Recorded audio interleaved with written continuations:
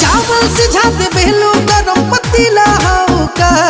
तोहर आँख नीला नीला बातुशिला हो का तोहर आँख नीला नीला बातुशिला हो का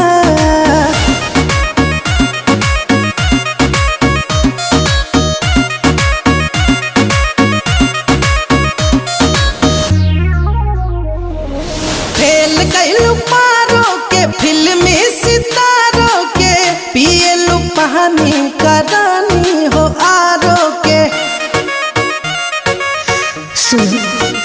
मन चांद लगे गड़बड़ा तो कके बहरा ये सारा धरत हाथ हो कि कहबो कुछो बोले लू नशीला हो का तोहर आँख नीला नीला बातुशिला हो का तोहर आँख नीला नीला बातुशिला हो का।